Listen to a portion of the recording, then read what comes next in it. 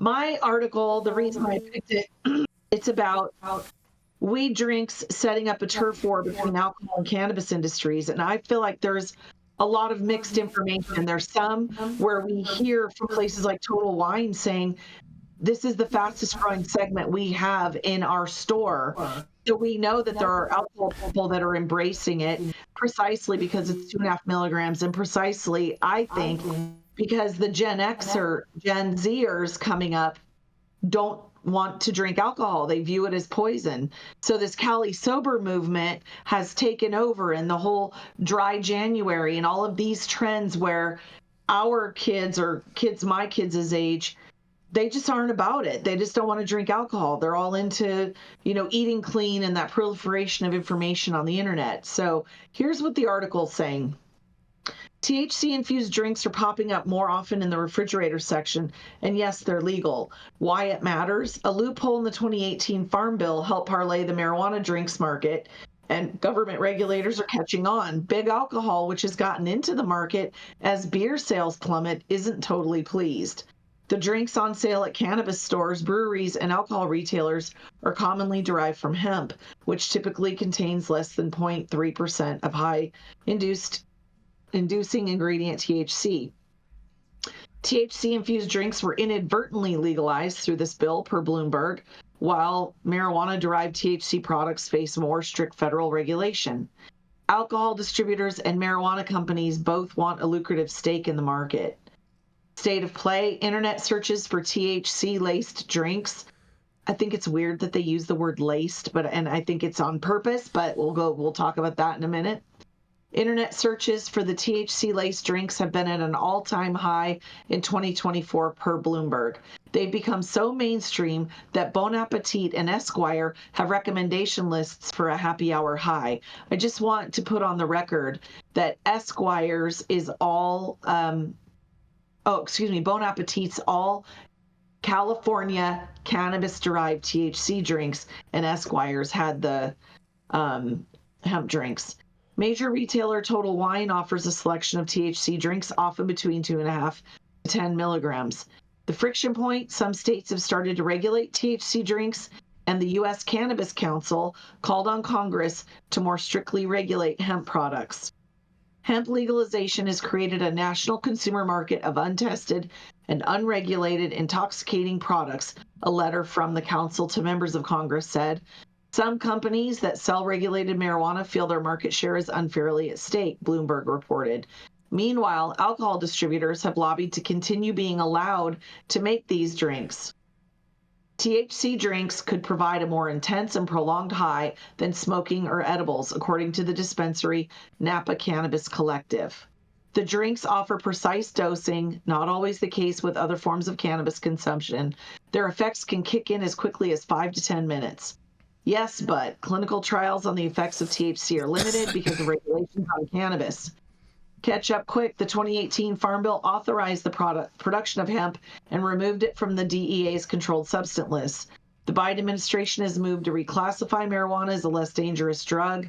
A proposal submitted to the Federal Register on Thursday launched the process to make it a Schedule III drug, or one with a moderate to low potential for physical and psychological dependence. So the turf war, which is interesting, isn't that alcohol doesn't want it. It's that alcohol wants it. They want those hemp-derived drinks, and the cannabis industry doesn't want the alcohol industry to have the hemp drinks. That's the turf war. I find that super interesting.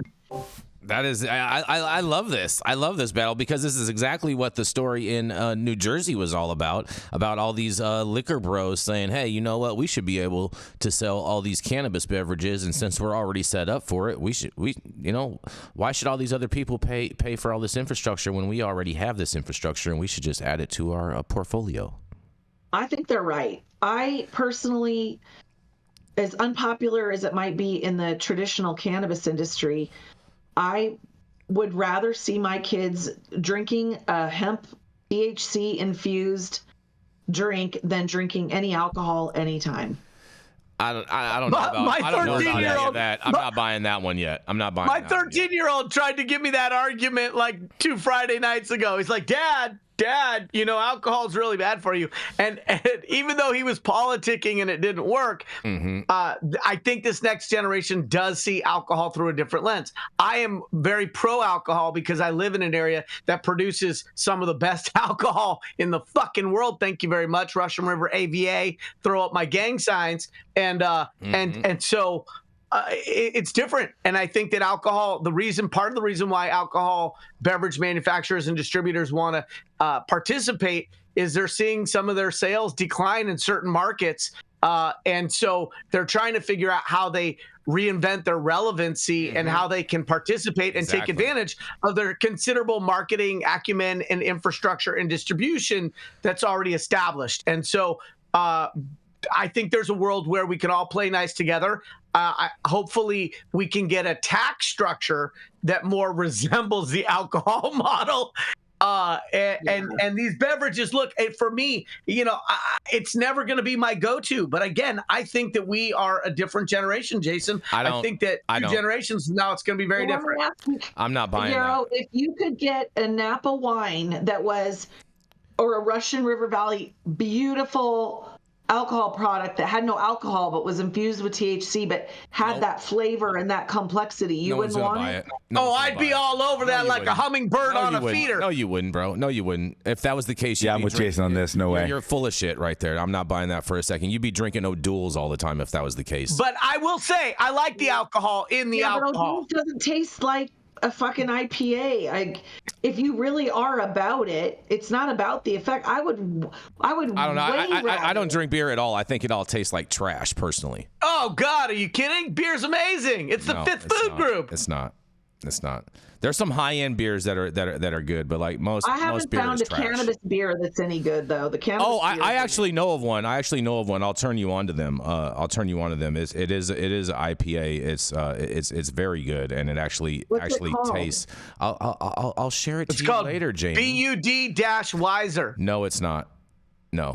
Okay. It would be closer to Modelo. Just a whiteboard branding session. Yeah, but we're gonna do mushrooms and smoke weed. Yeah, we're gonna keep this train rolling. We're gonna ride into commercial. We're gonna be right back.